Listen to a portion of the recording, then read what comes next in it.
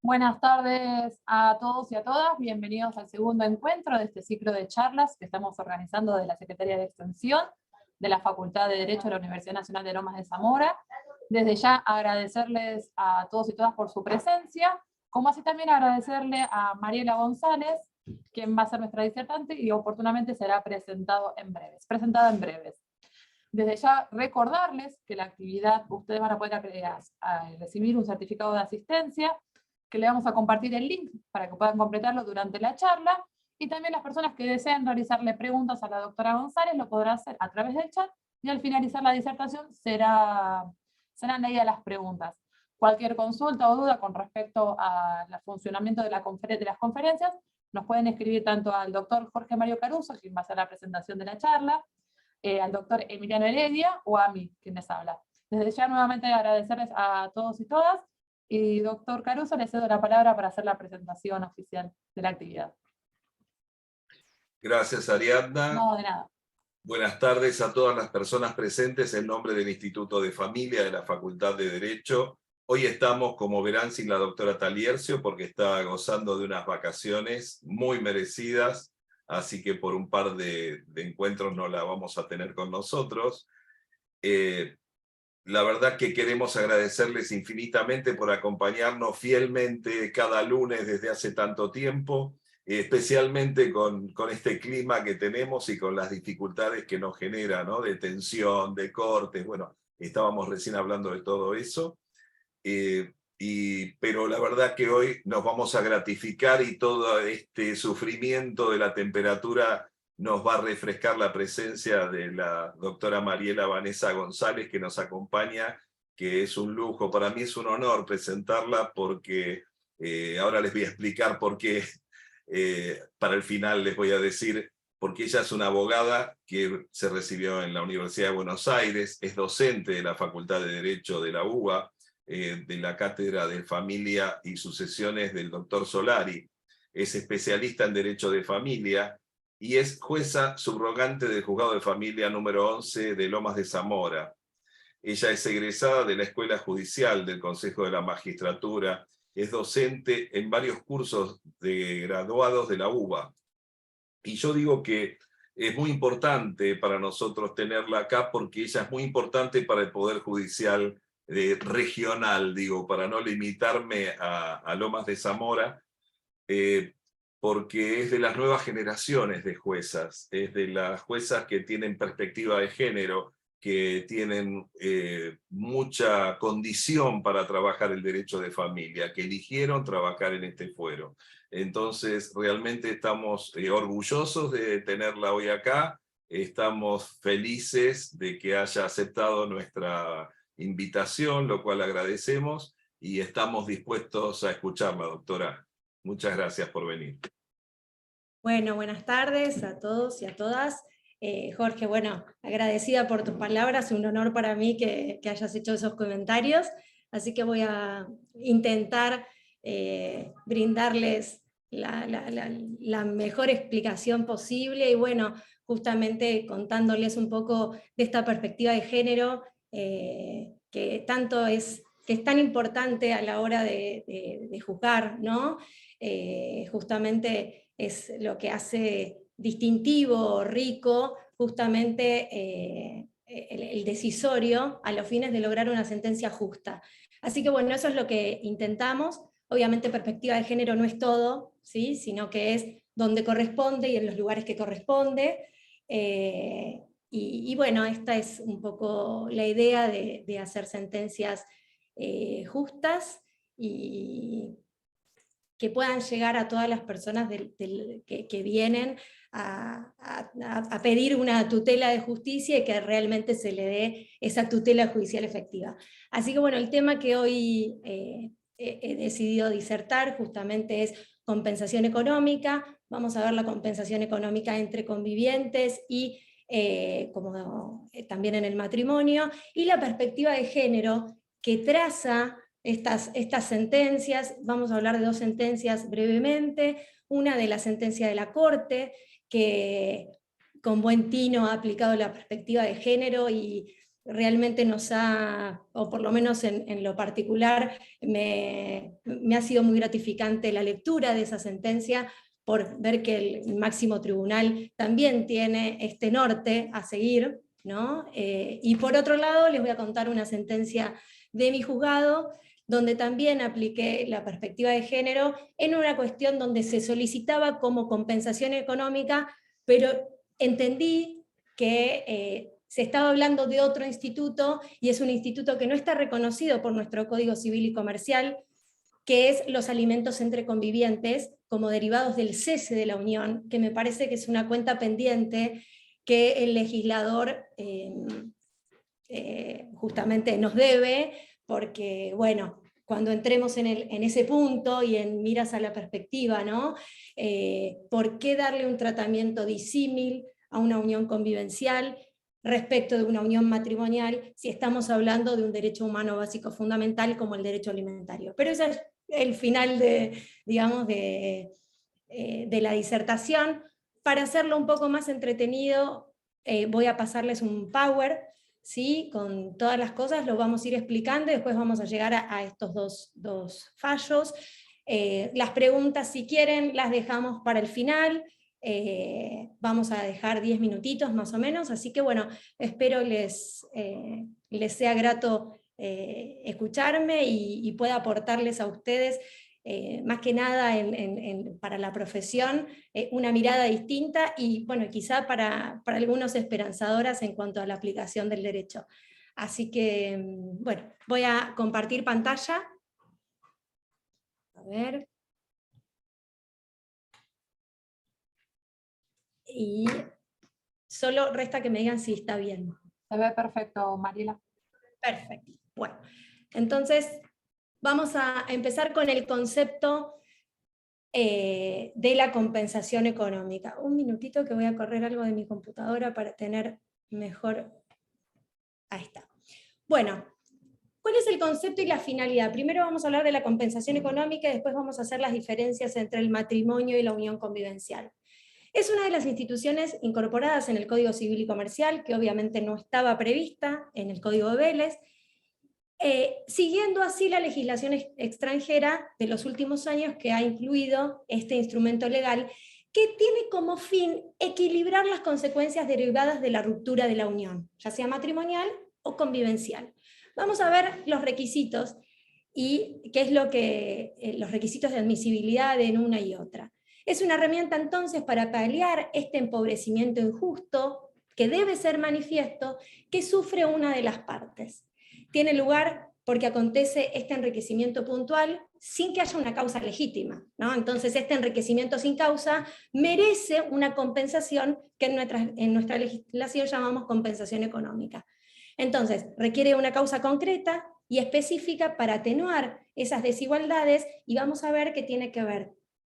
La causa tiene que estar en esta unión, ya sea matrimonial o convivencial, y su ruptura. Esos dos momentos van a ser importantes para poder determinar la procedencia de este instituto.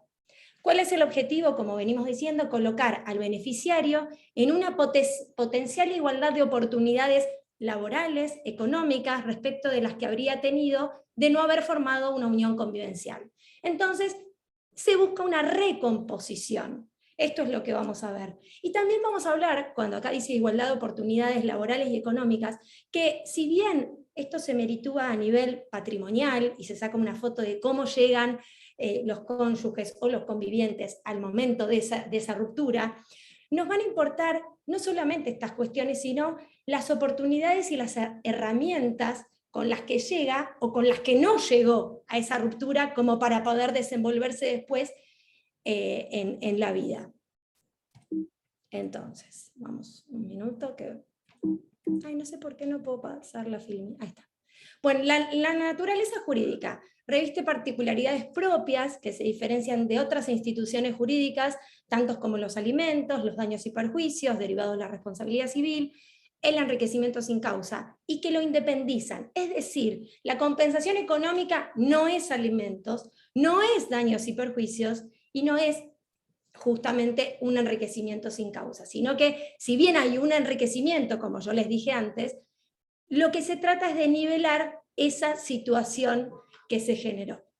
La institución busca proteger al más débil de la pareja, tanto en el matrimonio como en la unión convivencial, cuando el cese de la convivencia origina ese desequilibrio. Está estructurado sobre la base de la equidad y se intenta compensar ese desequilibrio que provoca el cese, como venimos diciendo. Se basa en la solidaridad familiar, según algunos autores, y otros en la justicia y en la equidad. Pero dentro, digamos, de esos estándares, es lo que da viabilidad a este instituto. ¿Cuáles son los requisitos de procedencia? Vamos directamente a los artículos del Código. El artículo 441 y 442 se refieren a la compensación económica en el matrimonio, y el 523 y 524 de la compensación económica en las uniones convivenciales. Los requisitos, como dijimos, tiene que haber un desequilibrio económico manifiesto, subrayado, porque debe ser ostensible y que signifique un empeoramiento de la situación en la que se ingresó obviamente a esta unión. Este desequilibrio tiene que tener por causa adecuada, es decir, tiene que tener relación de causalidad el vínculo matrimonial o convivencial y su ruptura. Por eso yo les decía que son importantes estos dos momentos, ¿sí? Cómo ingreso al matrimonio o a la unión convivencial y cómo salgo a raíz de esta ruptura. Entonces estos son, vamos a ver, es como sacar una foto del estado patrimonial de cada parte al inicio y al final. Y eso es lo que nos va a hacer mirar si hay un desequilibrio que sea susceptible de recomponer. Entonces, como ahí dice, se debe sacar una foto del estado patrimonial de cada parte, con exclusión de otros bienes recibidos por otras causas, y que no tengan ninguna vinculación con la unión y su ruptura. ¿Por qué hago esta aclaración? Porque también una persona puede ingresar a esta unión convivencial de una forma y salir de otra beneficiada económicamente, pero porque en el interín ha recibido una herencia. Bueno, eso no sería materia de evaluación, ¿sí? Sino que todo lo que vamos a evaluar lo que tenga que ver con este momento, digamos, de la unión matrimonial o convivencial, no con cuestiones que excedan. El desequilibrio se mide al momento de la ruptura y debe haberse producido en razón del desempeño realizado por los cónyuges durante el matrimonio o la convivencia. Por ejemplo, diferencia en la capacitación, diferencia en el patrimonio, dedicación de las tareas al hogar. Por ejemplo, una familia, una unión convivencial, un proyecto de vida en común que deciden que la conviviente o el conviviente dejan de capacitarse para hacerse cargo del cuidado de los hijos, eso debe ser merituado al momento de la ruptura, a los fines de ver que si el otro pudo capacitarse o desempeñarse profesionalmente, o pudo emprender un negocio y el otro no, porque se dedicó a las tareas del hogar, eso es algo que se debe merituar a los fines de establecer la viabilidad de una compensación económica. Entonces, esto es lo que les decía. ¿Qué voy a mirar? Este desequilibrio es el estado patrimonial al inicio y al fin, pero tiene un criterio dinámico. ¿Solo voy a mirar cómo salió económicamente? No. ¿Qué nos importa? También, ¿cómo va a estar de cara a esa ruptura? ¿Sí? ¿Qué va a poder hacer? Porque si económicamente no hay un desequilibrio grave, pero realmente no tiene herramientas para poder sortear el futuro venidero, bueno, también podrá establecerse una compensación. Después veremos el quantum de la compensación, ¿no? Según la situación puntual va a variar el quantum, no va a ser todo lo mismo, no es lo mismo un desequilibrio patrimonial y alguien que haya abdicado de sus posibilidades profesionales que otra persona que haya podido estudiar pero no haya entrado en el ejercicio de la profesión, por ejemplo. Bueno, se va a evaluar puntualmente cada situación para determinar el quantum de esa prestación. Bueno, pauta que determina si me dio o no un desequilibrio y en su caso, cuál es su alcance. Entonces, es la fotografía otra vez de los patrimonios, debe realizarse con una perspectiva dinámica y no estática. A esto me refería recién, es decir, se tendrán en cuenta, además de los bienes propiamente dichos, qué posibilidades tienen estos de generar recursos y cuáles son las actividades que desempeña cada parte. Por ejemplo, bueno, es un fallo que yo no traje a colación, pero me ha pasado en el juzgado, se solicitaba una compensación económica y las dos personas eran jubiladas, ¿sí? Entonces, ¿qué podíamos evaluar más allá de la cuestión patrimonial? La voy a correr del eje como para que ustedes entiendan. La señora que había sido ama de casa tenía una jubilación por ama de casa. Y el señor que se había dedicado a tener una empresa tenía una jubilación que era, supónganse, no me acuerdo con exactitud, pero 3 veces más que la que tenía la señora. Bueno, eso, a mi entender, me puso en la situación de evaluar, además de que los dos eran dos personas grandes, cómo estaba cada uno de cara a los años que les quedaba a su expectativa de vida. Y claramente había una diferencia entre uno y otro como consecuencia de esos roles que fueron atribuidos en esa unión convivencial. Entonces, ya estábamos al final de esa unión, y habían estado muchísimos años juntos, supónganse 20, no recuerdo exacto, pero obviamente no tenían las mismas posibilidades, justamente porque durante la unión han repartido sus roles de una manera distinta que ha impactado en el haber jubilatorio. Bueno, eso es algo como lo que les estoy queriendo explicar acá, con esta faz dinámica que hay que tener en cuenta a los fines de evaluar la viabilidad de esta compensación. Bueno, seguimos con la ruptura del proyecto de vida. El derecho a la compensación económica nace como consecuencia de la ruptura. Sin ruptura no hay posibilidad de que efectivamente haya un pedido de compensación, porque la compensación requiere que este proyecto de vida haya cesado, ya sea en la unión convivencial por todos los ítems que están en el capítulo de unión convivencial, donde específicamente dice cuáles son los casos en los que la unión convivencial cesa, por ejemplo, por muerte, ¿sí? No solamente por ruptura, o sea, no por ruptura del proyecto de vida en común, sino también, digo, por el fallecimiento del compañero. Eso también da lugar a una compensación económica,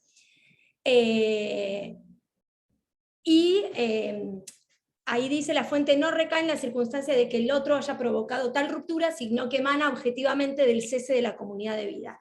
Es decir, tampoco me va a interesar quién es objetivamente el que tuvo la responsabilidad de ese cese. Lo único que me va a importar es este desequilibrio manifiesto que se dé en la faz patrimonial y en la posibilidad de procurarse recursos para esta subsistencia. Entonces, es la frustración del proyecto de vida en común, en concreto, cualquiera sea la causa que lo ocasione. Hablemos de presunción con ausencia con presunción de fallecimiento, la muerte, que eso también da origen, o simplemente la ruptura, cuando hablamos del matrimonio, el divorcio, ¿sí? No así en el matrimonio la muerte, ¿sí?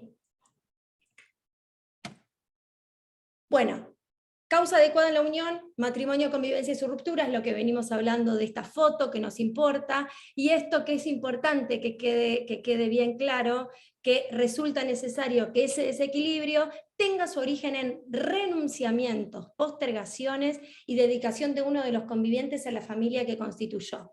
Por ejemplo, educación y crianza de los hijos, tareas del hogar, atención prestada a un pariente, porque también, por ejemplo, la conviviente o la cónyuge pudo haber dedicado su vida a cuidar de su suegra, por decir algo, o una situación similar. Bueno, eso también va a estar, va a ser merituado a los fines de establecer, porque si la compensación, porque si esa renuncia hizo que no pueda desarrollarse, obviamente al momento del quiebre de la unión, eso necesariamente tiene que poder ser visibilizado para poder dar para equilibrar esa situación que esa familia ha decidido,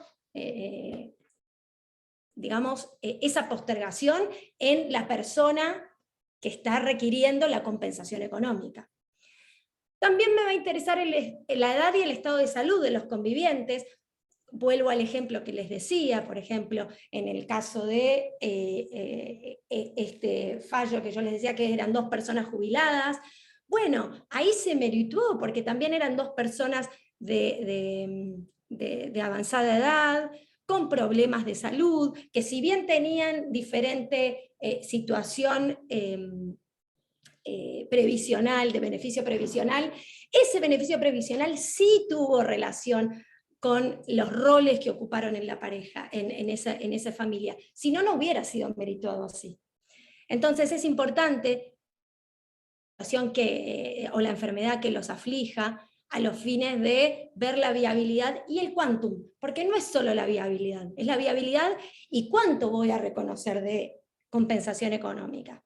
Bueno, lo mismo si tiene hijos pequeños a su cargo, ya hablamos cuando hay hijos pequeños, si hay atribución de la vivienda, bueno, son todas características y tópicos que se tienen en cuenta a los fines de establecer la viabilidad y el quantum. Esto lo encontramos en el 525 respecto de las uniones convivenciales y en el 442 respecto del matrimonio.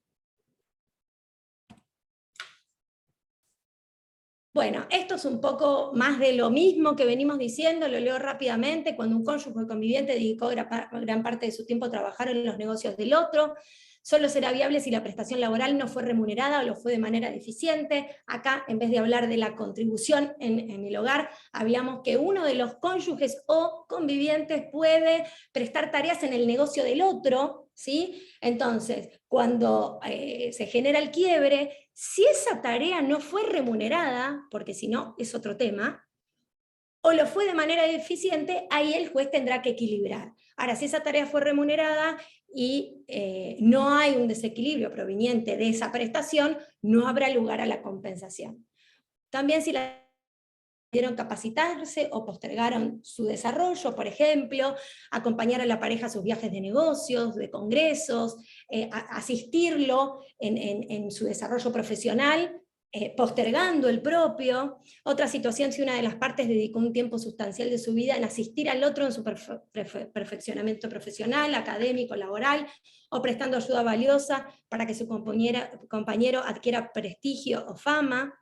Y también se evalúa, como les dije antes, la atribución de la vivienda familiar, computándose como una variable para fijar su cuantía.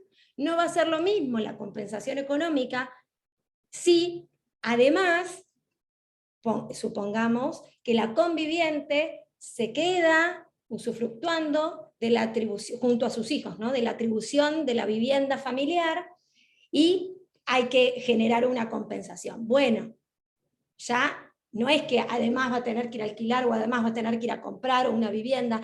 Ese tópico de la vivienda familiar va a estar zanjado, por lo cual va a impactar no en la procedencia de la compensación, sino en el quantum de la compensación. Por eso, fíjense que todas estas variables del artículo 525 y 442 no solamente hacen a la viabilidad, sino a lo que puedo reclamar, al quantum que voy a pedir, que también vamos a ver que no hay formas matemáticas, pero que nos van a acercar a hacer un pedido razonable. Bueno, acá hay un punto muy importante. La compensación económica dijimos que funcionaba como un mecanismo que equilibra, ¿no?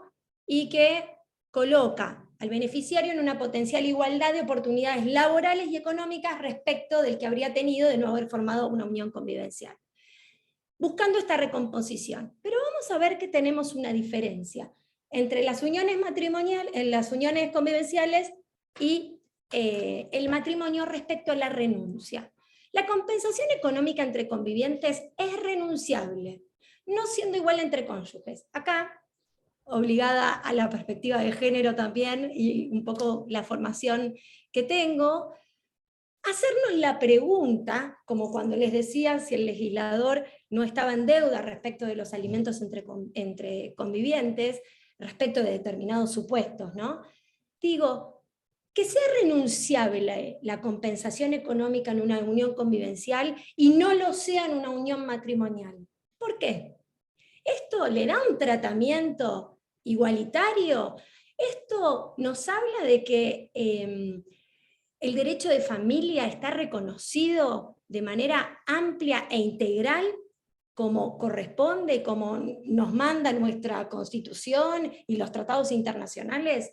Bueno, La realidad es que el tema de la renuncia es un interrogante, por lo cual podría plantearse algún tipo de inconstitucionalidad respecto de este punto, o la nulidad de estos pactos en este punto también, en atención a que podría ir en contra de la dignidad humana.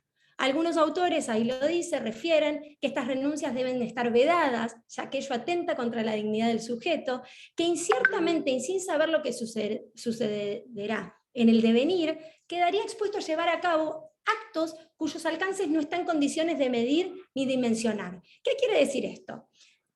En una unión convivencial, cuando estoy iniciando la unión convivencial, mi conviviente me dice, bueno, hacemos una unión convivencial, pero yo te pido la renuncia a una compensación económica. Y estoy 20 años, ¿no?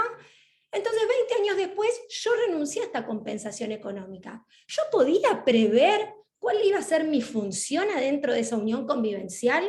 ¿Es válida una renuncia anticipada sobre determinados roles que no sabía a priori? Capaz que cuando yo inicié esa unión convivencial estaba estudiando en la facultad, iba a ser abogada, médica, lo que fuere, pero después resulta que tuve un hijo, tuve otro, y cambió mi proyecto, cambió nuestro proyecto.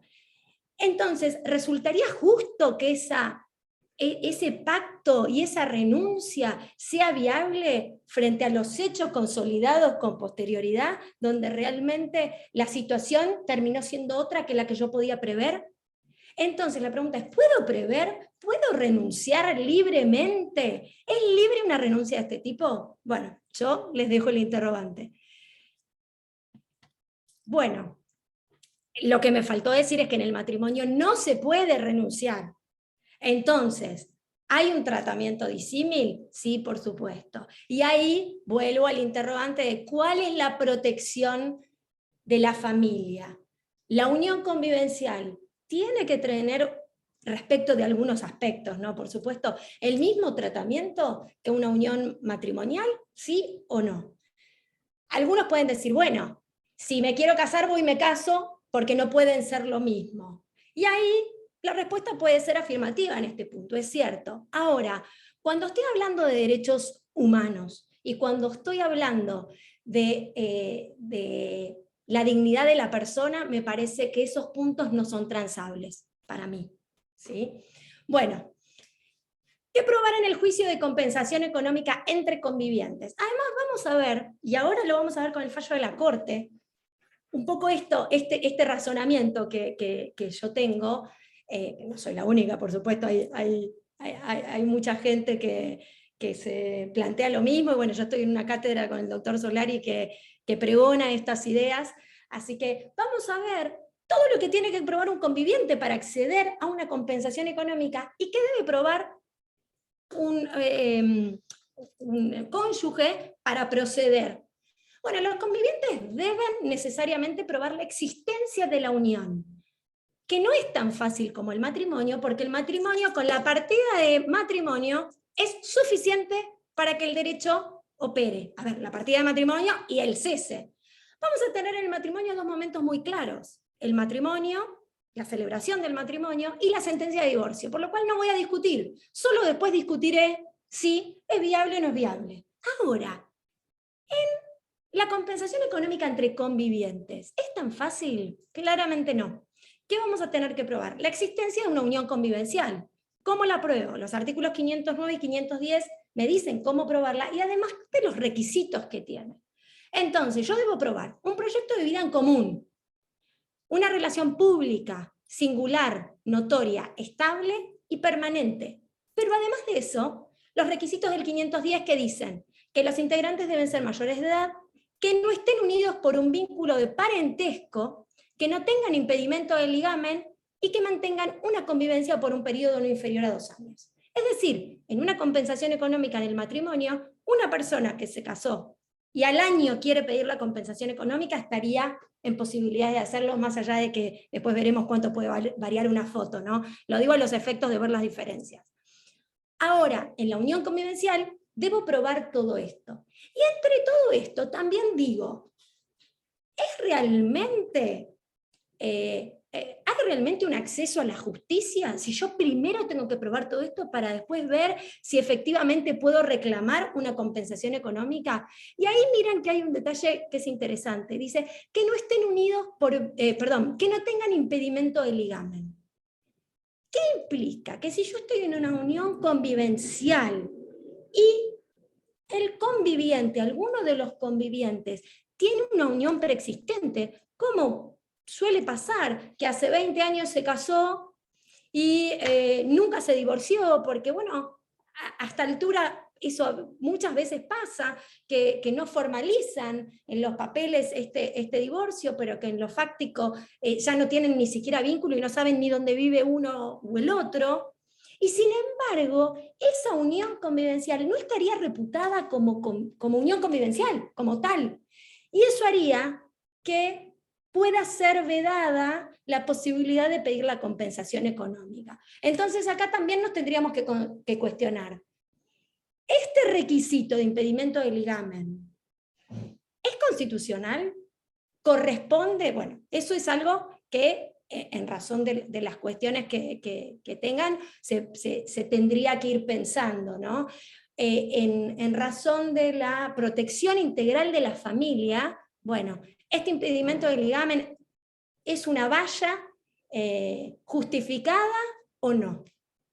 Bueno, después hoy vengo con muchos interrogantes para que piensen. La duración dijimos que son 2 años, el cese y la caducidad son 6 meses. ¿Qué quiere decir? Que yo voy a poder pedir una compensación económica dentro del plazo de 6 meses en el matrimonio, de la sentencia firme, ¿sí? Y de la unión convivencial, ¿cuándo? ¿Cómo voy a probar esto? Bueno, ahí empiezan a haber dificultades con el cese de la unión. ¿Por qué? Porque no es lo mismo una sentencia de divorcio que la ruptura. Entonces, si hay distintas formas de que este proyecto de vida en común quede sin efecto. Entonces, bueno, la unión convivencial tiene además la particularidad de que no tenemos una fecha cierta para este cese, y puede generar también dificultades a la hora de querer pedir una compensación económica. Bueno, después el desequilibrio económico manifiesto, que esto lo vinimos diciendo en todo momento, los roles de cada uno en la unión, la edad, el patrimonio al inicio y al final, la atribución de las viviendas, el estado de salud, todo lo que está enmarcado en el 525, que les digo, no es taxativo, sino ejemplificativo. Si encontráramos otros elementos para merituar, el juez debe merituarlos, no es que está circunscripto a lo que dice el 525. Bueno, y después el tema de la renuncia, que ya les dije, que no se hayan firmado pactos de renuncia de la compensación económica, puede cuestionarse su validez, ya que no garantiza los derechos constitucionales otorgados a la familia, y no, en principio los pactos no pueden ser contrarios al orden público y al principio de igualdad de los convivientes, ni afectar los derechos. Así que, bueno, eso es algo que se evaluará en el caso concreto en la medida que sea planteado, ¿no? ¿Cómo puede ser la prestación? Es decir, ya vamos al quantum. La prestación puede ser una prestación única o una renta por un tiempo determinado, que no debe ser mayor al tiempo que duró la convivencia. Es decir, ahí tenemos también, respecto de los convivientes, un límite temporal, que implica que el juez no va a poder otorgar una renta por un tiempo mayor al que duró la unión. Si duró 2 años, va a ser por 2 años, si duró 10, será por 10, pero nunca puede exceder ese plazo. Puede pedirse la compensación económica entre convivientes si el cese es producto de la muerte de una de las partes. Esto sí, lo que no ocurre en el matrimonio, y esta sí es una diferencia, y la compensación económica entre convivientes como producto de la muerte, bueno, ahí tendremos algunas cuestiones que igual no es el tema de hoy, pero debatir cuál sería la competencia. Si por el fuero de atracción deberíamos ir a solicitar esta compensación económica al juicio sucesorio, o sería el juez de familia el competente para entender en esta cuestión. Yo entiendo que por el fuero de atracción debería ser el juicio sucesorio en el que deba resolverse esta cuestión de compensación económica. Pero bueno, esto es una apreciación mía. ¿Qué probar en el juicio de compensación económica entre cónyuges? Mucho más sencillo. haber contraído matrimonio, ven que ya no decimos tanto, cese de la unión, el plazo de la petición va a ser dentro de los 6 meses de la sentencia, el desequilibrio económico, no es renunciable, y la prestación puede ser una prestación única, una renta por tiempo determinado, aunque excepcionalmente puede ser por tiempo indeterminado. Gran diferencia con lo que estuvimos viendo de la compensación. Después, más allá de que ahora vamos a ver el fallo de la Corte, me interesa hacer un agregado con una visión de perspectiva de género respecto del plazo. ¿Qué pasa tanto en un matrimonio? Igual en el matrimonio es más claro, pero en una unión convivencial donde pasan los 6 meses, pero el motivo de la ruptura fue la exclusión del hogar del conviviente por violencia familiar. ¿Podemos exigirle? Vamos a tener un hecho fáctico, claro, un expediente de violencia donde va a estar excluido. ¿Podemos tomar ese plazo, ese momento, ese hito como importante para determinar el plazo de 6 meses? ¿Podemos pensar que la conviviente víctima de violencia está en condiciones de iniciar una acción de compensación? ¿Qué implica?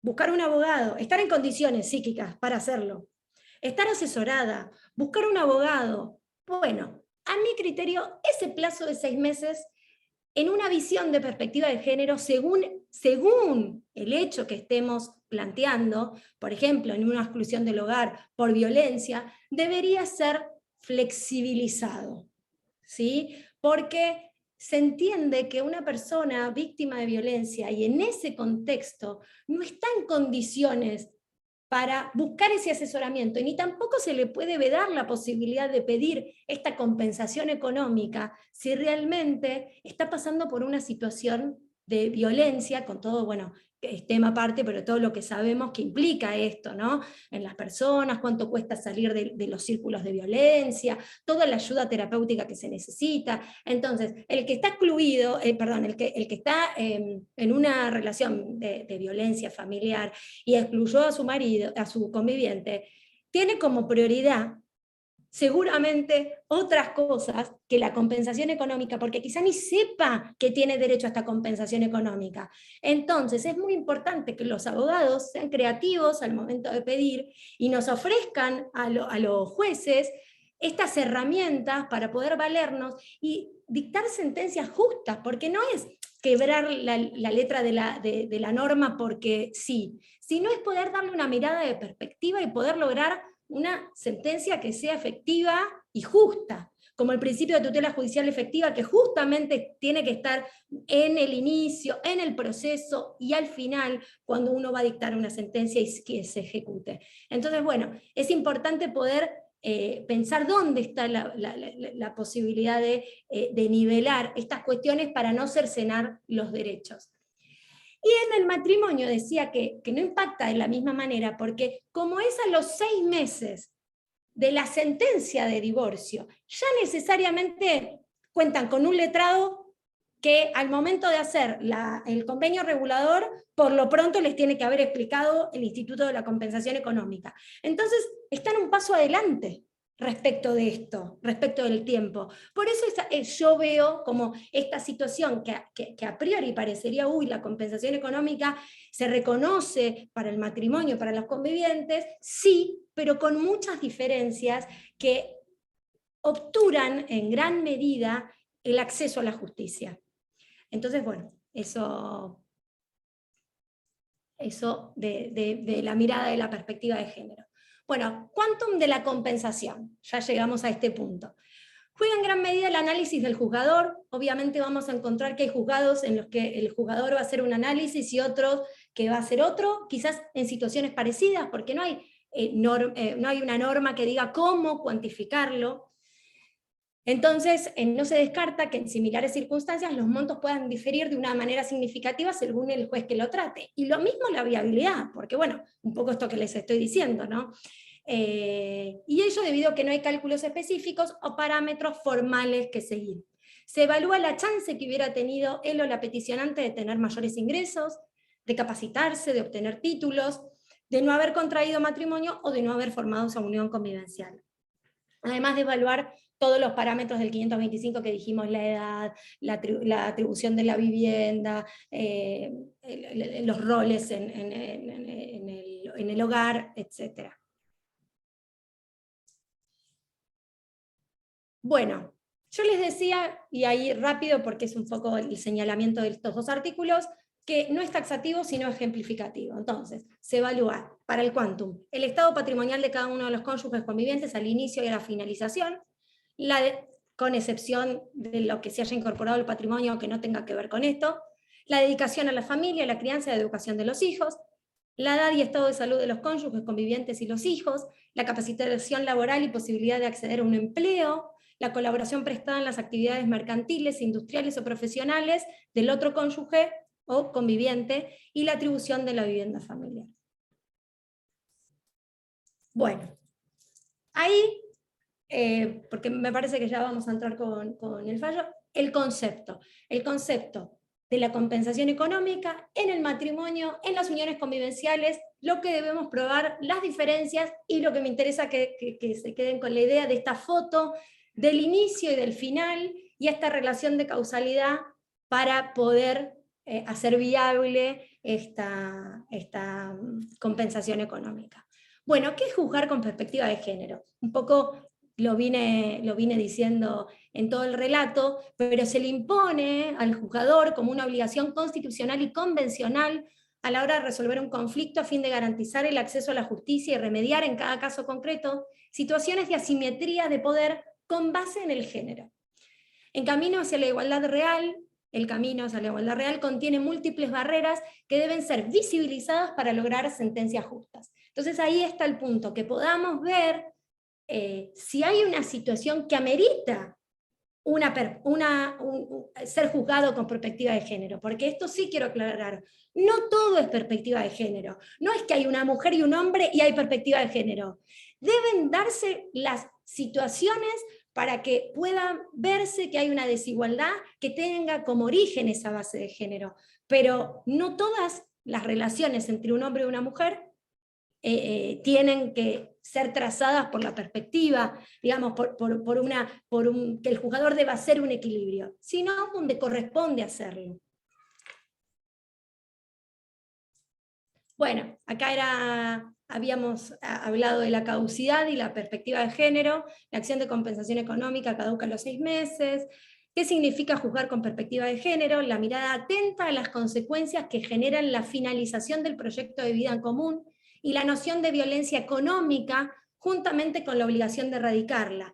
Ello nos coloca frente a una perspectiva de análisis particular que puede ser construida alrededor de la idea de caso sospechoso de género. Entonces, si nosotros entendemos que hay un caso sospechoso de género, ahí ponemos todos los recursos para poder nivelar y lograr una igualdad real, ¿no? entre estas partes que formaron un proyecto de vida en común y que al momento de su cese terminan en una situación dispar que amerita un equilibrio. ¿El equilibrio siempre es ponerlos igual a igual? No. Tenemos que ver cómo ingresó, porque también una persona en una convivencia o en un matrimonio pudo haber... se pudo haber enamorado de una persona que tiene mucho patrimonio, entonces este entró de una manera y este entró de otra, y eso se va a evaluar. No los voy a dejar igualitos cuando termine, sino lo que voy a hacer es que cada uno pueda tener lo que le corresponde, que no es sino más que el concepto de justicia, ¿no? Bueno, y ahora vamos al fallo rápidamente, lo voy a decir rápido porque no quiero dejar de contarles el fallo que sacamos en el juzgado. Este es el fallo de la Corte de perspectiva de género. La Cámara de Apelaciones en lo Civil y Comercial, básicamente, no lo voy a leer tanto, básicamente hubo una acción que se inicia para probar que la existencia de la unión. ¿Por qué? Porque la actora consideró que debía probar la existencia de la unión para que le hagan viable recién ahí la compensación económica. Entonces, inicia esta acción a ver, vamos a... el juzgado de familia del departamento resolvió rechazar el planteo de caducidad de la acción de compensación, bueno, perdón, inicia esta acción para determinar el momento de la existencia y el momento del cese, y recién ahí pide la compensación económica. Entonces, ¿qué dice el demandado? No, esta compensación económica está caduca porque lo debería haber hecho a los 6 meses y ya pasaron, no me acuerdo cuánto, supónganse 2 años y medio.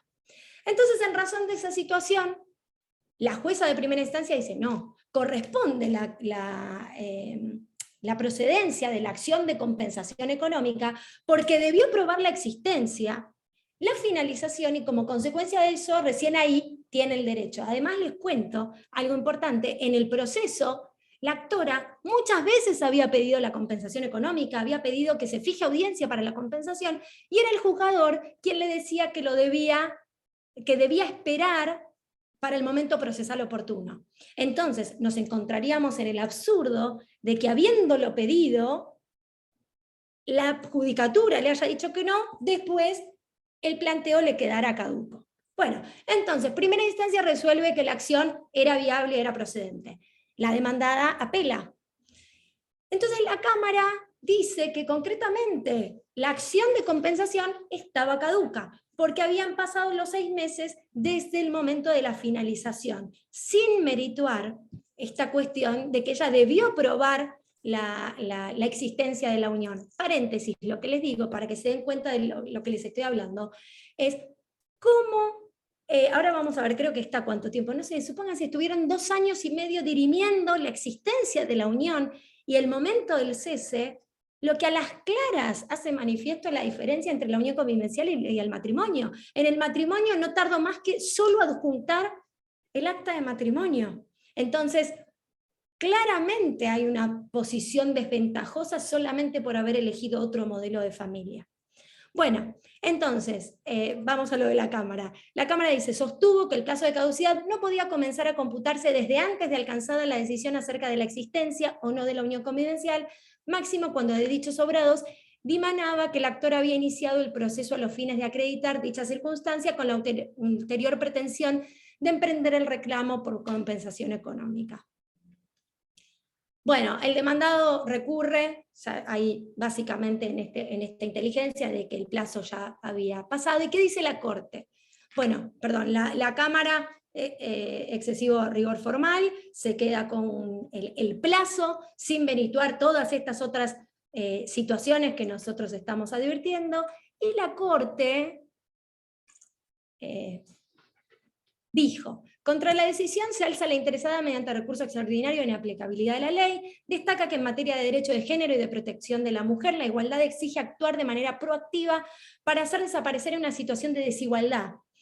Sostiene que la Cámara se aparta de lo normado por el artículo 1 y 2 del Código Civil y Comercial, propiciando una aplicación literal de la norma que prescinde de los fines, los principios y valores jurídicos y la coherencia del ordenamiento jurídico, contrariando claramente la finalidad de las garantías constitucionales aplicables al caso. Es decir, por el artículo 1 y 2 del Código Civil y obviamente nuestro corpus juris, donde tenemos la Constitución, por los tratados internacionales y todo nuestro código, es obligado para los jueces a hacer este control de convencionalidad, que obviamente la respuesta de la Cámara no estaba acorde con estos lineamientos. Entonces, la Corte refirió,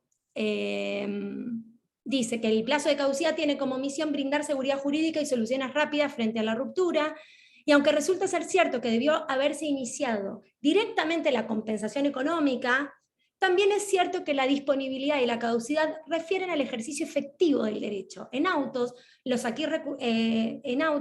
aquí recurrente no tuvo la intención de efectuar una reserva y con ello eludir el plazo de caducidad, sino que por el contrario ejerció su derecho, dispuso de él, con la particularidad que se creyó con la necesidad de iniciar el incidente de determinación de la fecha del cese de la unión convivencial previo al proceso de compensación económica, algo que manifestó expresamente en autos. Es decir, la actora realmente debió haber iniciado una acción de compensación económica y dentro de ese expediente probar la existencia, pero no lo hizo así. Ahora, ¿le vamos a conculcar el derecho cuando a las claras? ¿Para qué iba a querer probar la existencia de la unión si no era para efectivamente pedir la compensación económica, no había otro motivo. Y de hecho, ella en su demanda lo dijo.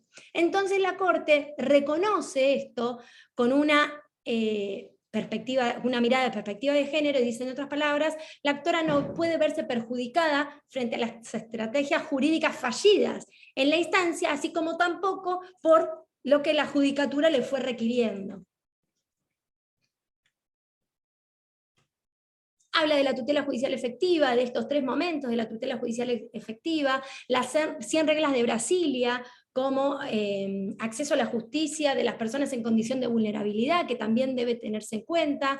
No puede soslayarse el papel fundamental que en nuestro ordenamiento interno ocupa la Ley 26.485 de protección integral para prevenir, sancionar y erradicar la violencia contra las mujeres en los ámbitos en que se desarrollen sus relaciones interpersonales. Este instrumento robustece el principio de igualdad y no discriminación. Y voy al final, dice, esta necesaria perspectiva que impone el paraguas protector de la normativa aplicable al caso al ejercicio jurisdiccional. De este modo, el análisis efectuado se tiñe de esta visión con perspectiva de género que debe imperar en todo decisorio judicial, siendo necesario, en el caso particular de autos, evitar que a través de un rigor formal que se desentienda de los hechos que componen la realidad, se genere inconscientemente una discriminación en el acceso a la justicia de la recurrente para la tutela de sus derechos e intereses legítimos, logrando de este modo la igualdad efectiva de condiciones. Creo que eso es lo importante, lo importantísimo de este fallo de la Corte, que nos viene a hablar de perspectiva de género y de la obligación que tenemos los jueces de poder aplicar todas estas normas, la Convención de Belén do Pará, la CEDAW, las observaciones generales, y todo al servicio de poder dictar sentencias justas.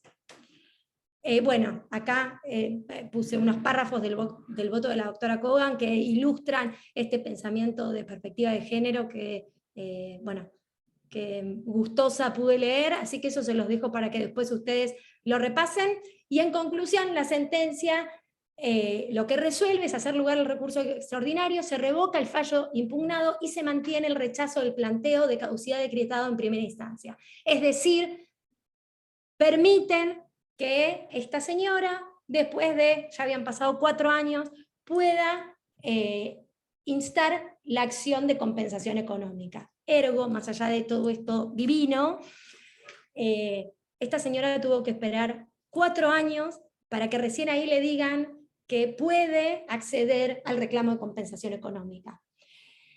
Y ahí, volviendo a la idea de la protección integral de las familias y de las uniones convivenciales, digo, esta señora tuvo patrocinio letrado, esta señora pudo hacerlo.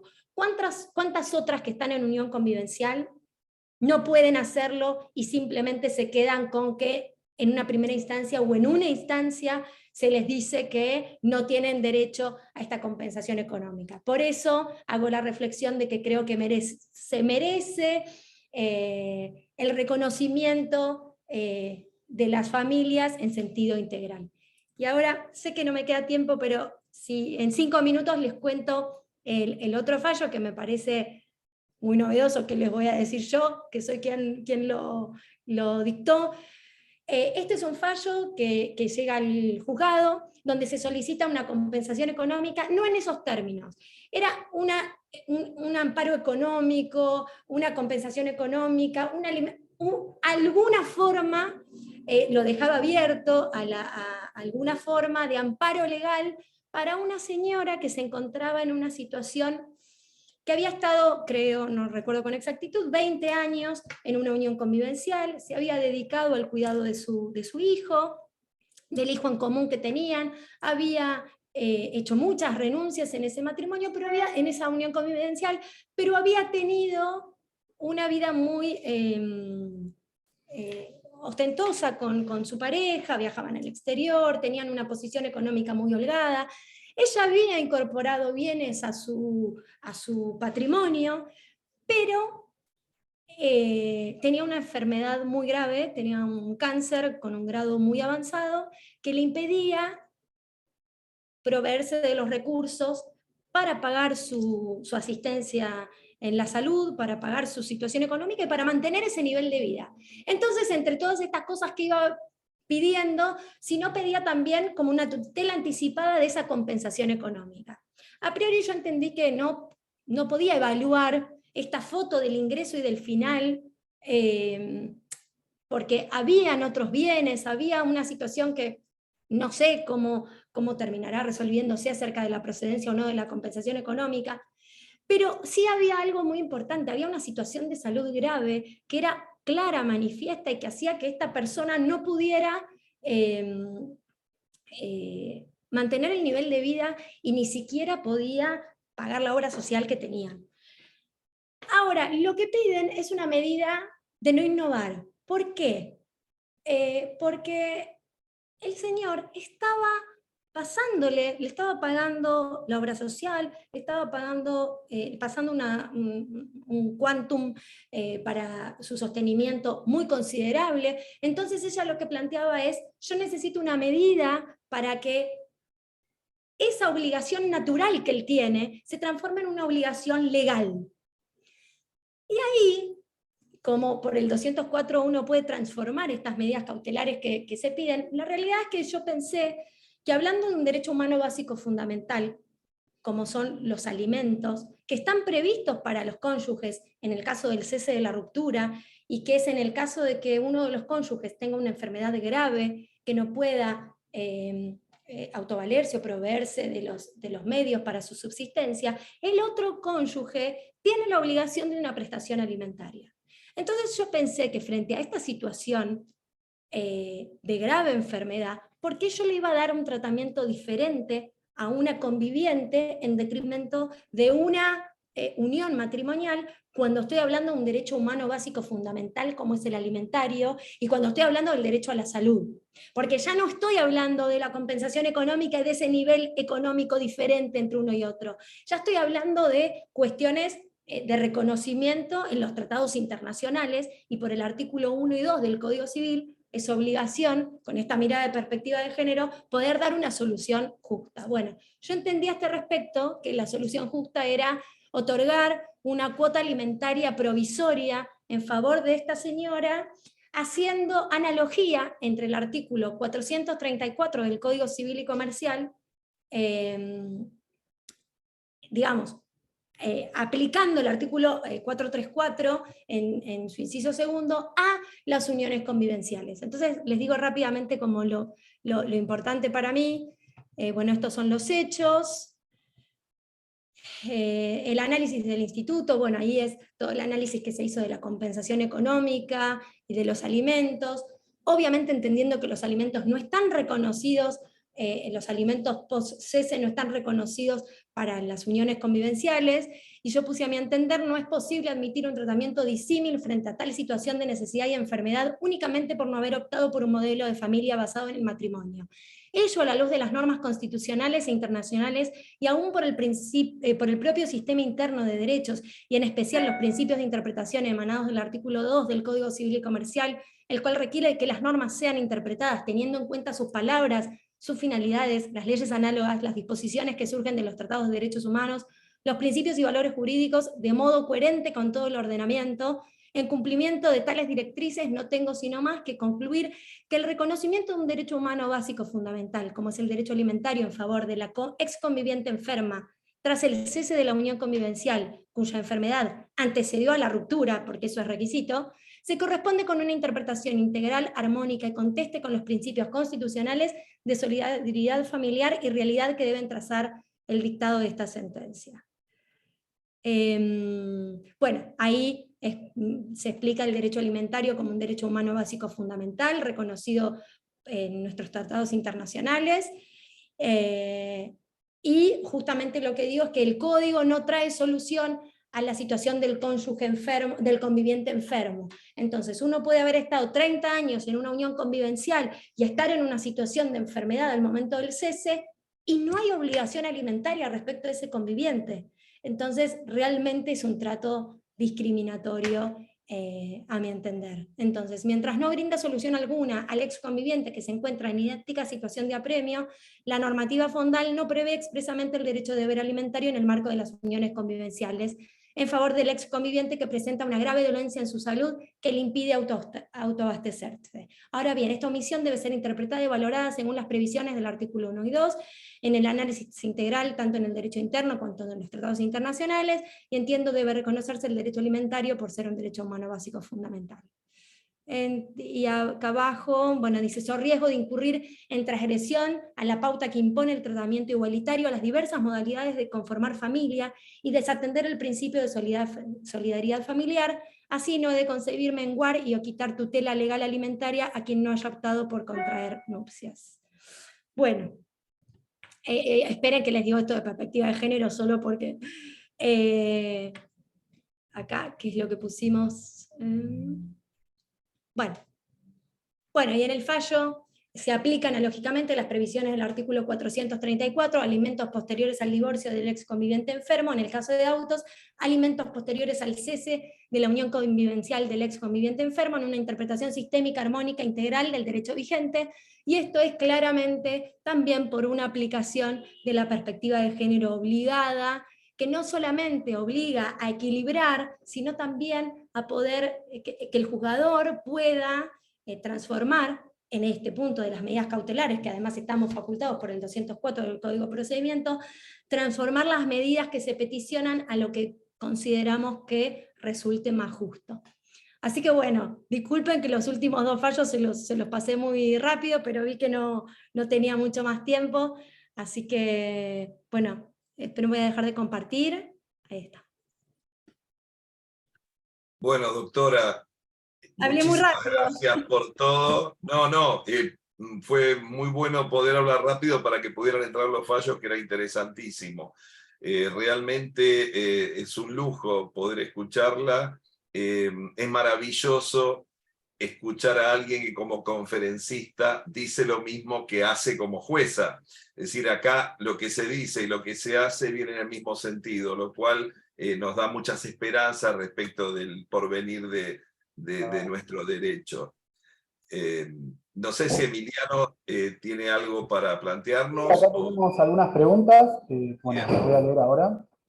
Marcela pregunta, ¿se puede firmar un precontrato patrimonial antes del matrimonio? Sí, se puede. Está previsto en la norma. En el código, régimen patrimonial del matrimonio, cuando estamos hablando de matrimonios, hay algunas convenciones matrimoniales que están permitidas. Perfecto. Soledad, la compensación económica entre cónyuges en tiempo indeterminado, ¿el juez determina en qué situación puede otorgar? Exactamente. Siempre el juez va a determinar cuál es el modo y el tiempo de esta compensación económica, obviamente de manera fundada, no arbitraria. Tendrá que explicar por qué en el tiempo y cuáles son las características. Por ejemplo, yo establecí una compensación económica en el tiempo porque entendí que el obligado tampoco tenía una situación económica que pudiera resolver en una sola prestación esa compensación. Y que por otro lado la conviviente, esto era lo que yo pensé, tampoco, como lo necesitaba para la subsistencia, también era una manera de poder resolver esas dos situaciones patrimoniales sin generar un daño a ninguna de las dos partes. No obstante, está recurrida. Así que esperemos qué dice la Cámara. Acá sería la última pregunta que nos hicieron. Si el juez ve que el pacto de renuncia elaborado por uno de los cónyuges afecta al otro. Conviviente tiene que ser la renuncia. Conviviente, bueno, está bien. ¿Lo puede declarar nulo? Si se pide puntualmente y el juez lo considera por las circunstancias, sí. Pero siempre es a pedido de parte. Bueno, esas eran las tres preguntas que nos hicieron por el chat. Bueno, ahora le voy a ceder la palabra al doctor Caruso. Gracias, Emiliano. Bueno, doctora Mariela González, por todas las consideraciones que antecedieron a estas preguntas, solamente me resta decirle muchas gracias, muchísimas gracias por todo. Estoy feliz, ya se lo dije en otras oportunidades, de saber que tenemos juezas así, y no va a faltar oportunidad para que le invitemos nuevamente. Bueno, Gracias. Sí. No, gracias a todos, un gusto para mí. Esta fue la primera vez que hago una disertación en la Universidad de Lomas, así que para mí un orgullo. Yo soy docente de la UBA, así que la invitación, cuando usted me dijo, Bien. enseguida. Sí, sí, es verdad. Para mí. Bueno, muchas gracias. Y bueno, como hacemos siempre, al finalizar cada conferencia, pasamos el aviso de la siguiente. Así que quiero decirle a todas las personas presentes, además de agradecerles por haber estado en este momento acá, que el lunes próximo, en el mismo horario, se va a disertar sobre la mujer en Argentina, conquistas y desafíos. La expositora va a ser Estela Díaz, la ministra de Mujeres, Políticas de Género y Diversidad Sexual de la provincia de Buenos Aires, y la apertura de la jornada va a estar a cargo de nuestra decana, la doctora María Fernanda Vázquez. Así que los esperamos, como siempre, esperamos que tengan una buena semana y que el lunes próximo esté un poquito más fresco. Muchísimas gracias a todos, un abrazo muy grande, que sigan muy bien. Buenas tardes para todos. Buenas tardes.